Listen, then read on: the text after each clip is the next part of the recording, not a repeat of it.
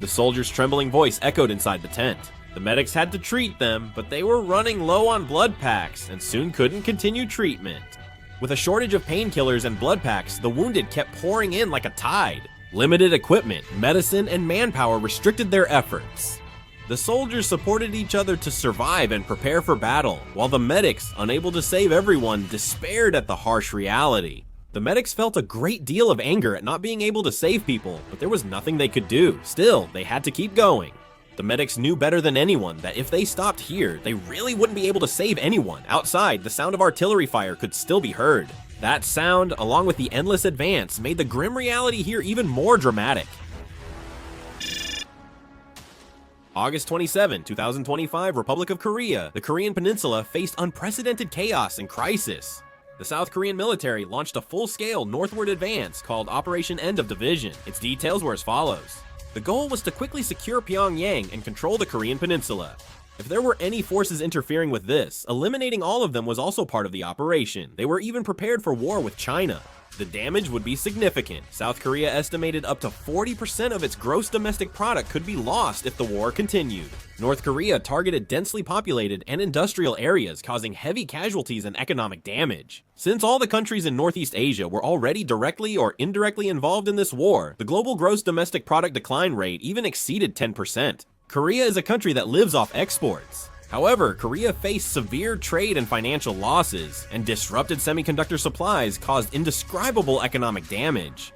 South Korea needed to end the war quickly, as prolonging it would cause more damage. The South Korean military began a major northward advance to end the peninsula's division. The operation aimed to swiftly capture Pyongyang, neutralize North Korea's regime, and, if possible, expel Chinese forces from the Korean peninsula. The operation's success relied on rapidly seizing key strategic points after breaking through the demilitarized zone by concentrating all military firepower.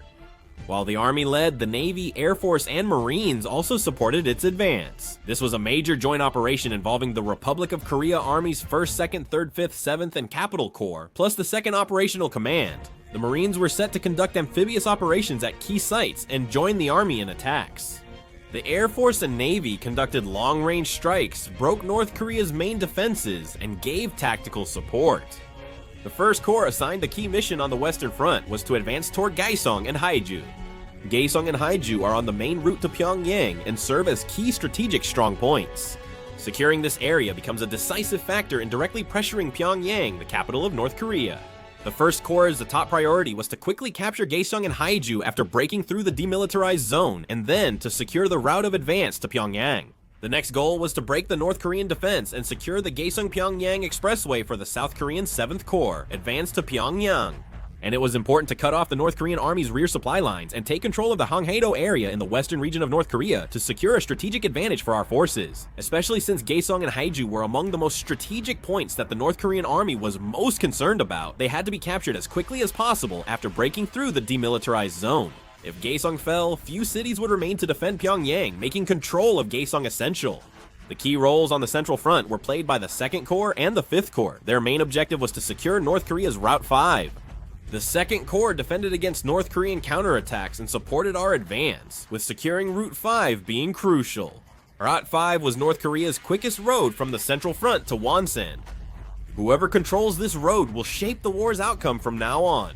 Afterward, the 2nd Corps controlled Route 5 and acted as the 5th Corps' reserves. During the 5th Corps attack on Wonsan, the 2nd Corps, supported from behind, secured the Route 5 supply line and stabilized the rear. The 2nd Corps was tasked with occupying North Korea's Route 5 to cut off the North Korean Army's supply network. At the same time, they had to remove the defensive facilities set up by the North Korean Army in the demilitarized zone on the Central Front and prevent any possible counterattacks from the North Korean forces. The 5th Corps aimed to rapidly take Wonsan via Route 5 secured by the 2nd Corps. Breaking through North Korea's eastern defensive line would open the way to Wonsan and Hamhung, enabling them to join the Sang Corps on the East Coast Road to collapse North Korea's eastern front. The Sang Corps on the eastern front was ordered to advance along Route 7 toward Wonsan and Hamhung on the east coast. Wonsan and Hamhung are North Korea's industrial areas, as well as locations for naval and air force bases. Furthermore, if you go further north, you'll reach the region where the Gaima Plateau is located. Above all, China currently wants access to the East Sea. The Sang Corps can take control of the East Coast, completely blocking China's attempt to advance into the East Sea and frustrating China's strategy. If we take this place, the war could turn in our favor. The Sang Corps was tasked with taking Wonsan and Hamhung along Route 7 and neutralizing North Korea's eastern forces. With Navy and Air Force support, they had to destroy North Korean Navy and Air Force bases. If possible, they also needed to work with the Marine Corps to capture Wonsan Port and block China's advance into the East Sea. The 7th Corps played a key role. After the 1st Corps secured Kaesong, the 7th Corps would advance toward Pyongyang. Pyongyang is North Korea's political and military center and will likely be its final stronghold. Rapidly advancing along the highway to Pyongyang, breaking through its defenses, and capturing the capital quickly was crucial to toppling the North Korean regime. The 7th Corps was created for offensive operations. It's a corps equipped with a lot of the latest equipment. It's a corps of armored vehicles, mechanized infantry, and self-propelled artillery focused on mobile firepower. It's South Korea's strongest corps and a world-class mobile unit with top-tier firepower. It's no exaggeration to say that this corps has the most powerful firepower on the Eurasian continent, capable of executing all forms of modern land warfare tactics. The 7th Corps needed to quickly capture Pyongyang. If the 7th Corps takes Pyongyang, North Korea will lose its strategic strongholds, effectively deciding the war's outcome. Thus, the 7th Corps of Performance will determine if the war ends quickly or continues. The Capital Corps and 2nd Operations Command were tasked with rear defense and reserves. The Capital Corps acted as a reserve for the 1st and 7th Corps and prepared for more troop deployments. The 2nd Operations Command handled rear area defense and logistics support. The Capital Corps had to quickly support the 1st and 7th Corps when needed. The South Korean military aimed to quickly topple the North Korean regime with overwhelming force. However, the South Korean military advanced more slowly than expected. Since 2024, North Korea's defenses near the armistice line made securing a demilitarized zone foothold costly, with South Korea suffering higher than expected losses. As a result, troop losses and low morale became issues. It's understandable that the South Korean military faces such a tough fight. The number of non-commissioned officers and officers has decreased significantly, and there are also far fewer soldiers compared to before. However, since they can't reduce the number of troops, they're conscripting even those who shouldn't be joining the military. Naturally, this leads to a decline in combat capability.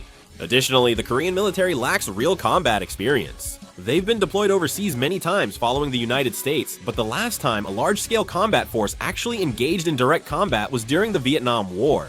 Therefore, there are bound to be many trial-and-error experiences when carrying out a large-scale, full-scale war like this. For example, when handling radios, there were many people who didn't know how to use them, so there were cases where they couldn't communicate properly. A company commander valued principles so strictly that following the rules led to more casualties among our troops. Absurd events kept occurring, and the North Korean forces also took heavy losses. Despite severe losses, they held the defensive line longer than expected. Chinese PMCs provided support, and their previously built defenses were highly effective. The longer the battle lasts, the worse it is for the national forces. Sustaining supplies and reinforcements may become hard for South Korea, and if North Korea prolongs the situation, China is more likely to launch major security operations. On top of that, there's no guarantee that Russia will just keep watching this situation without getting involved. So, the South Korean military was in a situation where they had to break through the North Korean defensive lines and advance in parallel within a short period of time, but they weren't able to do that. The Republic of Korea Army's 3rd Division, or Baekgo unit, continued securing key demilitarized zone positions. They had fought several battles and inevitably suffered losses. The North Korean army built concrete bunkers, barbed wire, and installed anti-personnel and anti-tank mines, IEDs, and anti-tank barriers in the demilitarized zone to block the 3rd Division's advance. The North Korean army seemed so afraid of the Baekgo unit that they obsessively built defenses everywhere. Without breaking through the demilitarized zone, advancing north was impossible. The 3rd Division's command was deeply impressed. They bombarded the area for several days. That's because North Korean troops and Chinese private military company forces would crawl out little by little like cockroaches. The 3rd Division commander ordered the K-9 self-propelled artillery to completely destroy the target. Despite some arguing, the commander succeeded. They chose to destroy it entirely with overwhelming firepower. The North Korean military is building a multi-layered, not just simple frontline defense. The 1st defense line has trenches and bunkers at the demilitarized zone front. The 2nd has concrete bunkers and covered positions in the rear, and the 3rd features cave positions and strong points in the mountains. Even if South Korea devastates the front lines, North Korean forces can retreat to rear defenses and keep resisting. Even if the South Korean military captures all the trenches and bunkers at the front of the demilitarized zone, the enemy can still resist by using cave positions and tunnels behind them, so it's impossible to break through quickly. North Korea has built tunnels and caves near the demilitarized zone for decades. These tunnels contain artillery, mortar, and machine gun positions, allowing them to hold off the South Korean military for weeks. When bombing or shelling begins, they hide underground, then resurface and counterattack when it stops. During the day, they stayed hidden, and at night, they ambushed and attacked, harassing the South Korean military. The North Korean forces survived the South Korean bombardment thanks to underground bunkers. The South Korean military needed more than just bombardment. Strong firepower and a tactical approach were both required. The 3rd Division Command ordered the destruction of all North Korean command bunkers, machine guns, and observation posts on demilitarized zone high ground with firepower. Air Force A-50S and bombings persisted. The 3rd Division, aided by the Air Force, fired over 500 shells and missiles. They used bunker busters and missiles. They used UAVs and satellites to re-identify North Korean tunnels and bunkers, located them, and destroyed even deep underground tunnels with Hanmu missiles. The North Korean Army's resistance eased temporarily, appearing successful. The North Korean Army is closer to an organization meant to prevent coups rather than one organized for war. The North Korean Army has multiple political officers and Boibu members, with commanders, political officers, and Boibu all monitoring each other. That's why they keep each other in check by questioning each other's way of commanding, and as a result, the North Korean Army's command system itself has collapsed. Actually, lasting this long was already impressive. All resisting North Korean soldiers were killed by constant bombardment, yet sporadic resistance continued. Surviving North Korean troops and Chinese PMCs kept fighting. We had to eliminate them all to remove the threat, so we sent in infantry. The 18th Infantry Brigade of the 3rd Division was chosen for this dangerous mission. China deployed thousands more volunteers to North Korea. There were no battles yet between Chinese and South Korean forces, but Chinese volunteer soldiers, actually regular Chinese army troops, kept entering Korea. They were heading straight for Gaesong. It was a situation on the verge of exploding. Also, China's private military company forces were being reinforced. The private military company units that China had dispatched in advance were small, at the battalion level, and only interfered with the South Korean army to a limited extent. Most were destroyed by the South Korean army's powerful firepower. As the South Korean army began its full-scale advance north, the private military company forces started to increase because they were suffering heavy casualties. The Chinese PMCs actively used advanced equipment and drones they received from the Chinese military to support the defense of Kaesong and Pyongyang. They used tactics to hinder the advance of the South Korean mechanized units and tanks. The Chinese military command was also having a hard time dealing with this. From the Chinese military's view, they appreciated the North Korean army and Chinese PMCs holding out for a week. They discussed that the Battle of Gaesong would start soon and they should prepare. At the same time, they also belittled South Korea, mocking that the South Korean military couldn't do anything without help from the United States. They were heading toward Gaesong at a rapid pace. Russia announced it will stay neutral and not intervene in the Korean Peninsula War. The losses from the war in Ukraine were too severe, and they had to resolve the political issues in Belarus first. Internally, they secretly backed North Korea and China, putting Russia in a difficult spot. If North Korea wins, pro-Russian forces will be eliminated, and the pro-Chinese faction will control the regime, creating obstacles for them. If South Korea wins, South Korean and American forces would be near Russia's Far East ice-free ports, so either choice was against Russia's interests. If forced to choose, they would pick China. Russia's goal is simple. It was to prevent China and North Korea from completely collapsing, while at the same time avoiding a direct confrontation with the United States. At the same time, they were only providing limited delays to gradually weaken China's power. Private military company members, formerly Russian special forces, were secretly sent to Sinuiju and nearby areas to train North Korean troops and recruits. They began providing training in guerrilla warfare, urban combat, sniping, and electronic warfare, which they had learned from the war in Ukraine. They trained the North Korean military to use guerrilla warfare and drones instead of conventional tactics. Though Russia officially denied aiding North Korea militarily, they unofficially supplied used weapons and ammunition. Weapons like night vision gear, drone jammers, and anti-tank arms were entering North Korea. As the war dragged on, the international community used every tactic to prevent war on the Korean Peninsula. Especially as countries with weaker economies were hit hard by the aftermath of the war on the Korean Peninsula, some nations began to urge for ceasefire negotiations. Countries such as Poland and the Baltic states backed Korea, arguing it should keep fighting to contain China and Russia's expansion. A United Nations resolution called for immediate ceasefire talks, fearing the war could expand beyond the Korean Peninsula into Northeast Asia. The United States and China vetoed simultaneously. They said peace talks would be pointless unless South Korea ended its invasion of North Korea. The international community began viewing this not just as a South-North Korea conflict, but as a potential global issue. The North Korean army resisted to the last man. It was almost grotesque.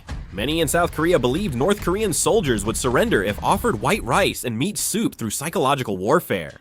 But on the battlefield, North Korean soldiers acted differently. Some of them even hugged grenades and blew themselves up rather than be captured, and some died while pulling the trigger until their last breath. In tragic cases, they shouted, "Long live the general," and hugged a South Korean soldier, detonating themselves together. It was truly a series of brutal and horrific moments. For the few who witnessed those scenes, it was enough to make them lose their minds. It demonstrated how frightening North Korea's brainwashing education is. Sometimes they pretended to be dead and then blew themselves up as South Korean soldiers approached, causing many casualties.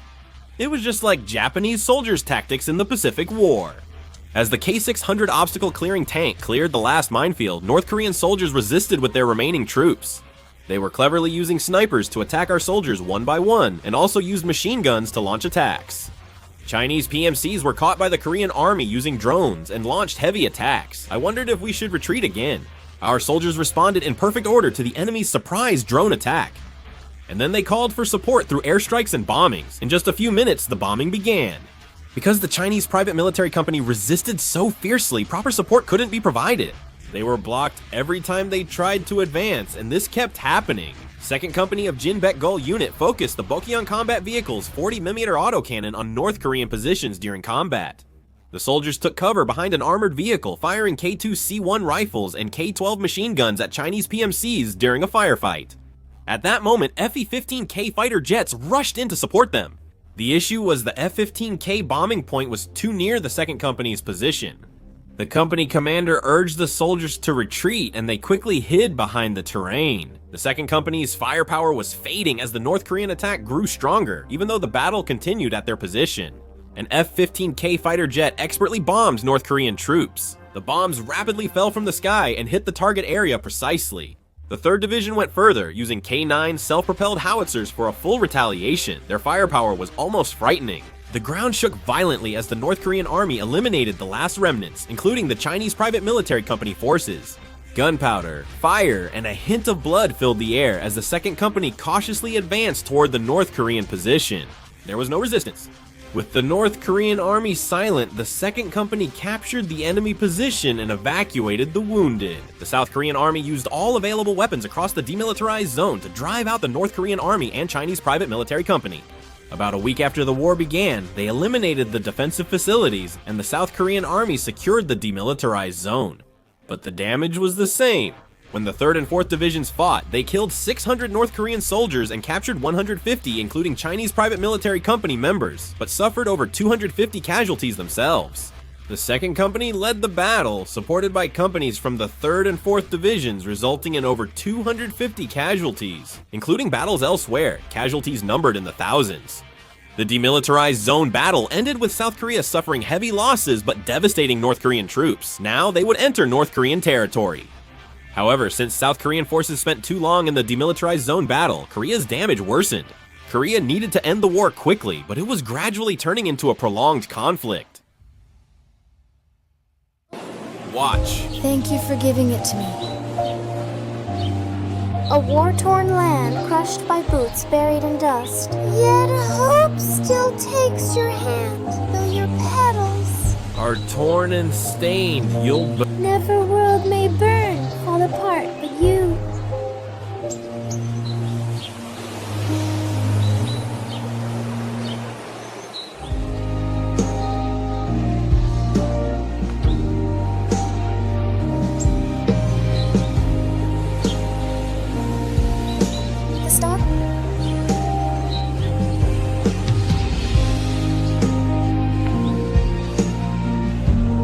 You're the star.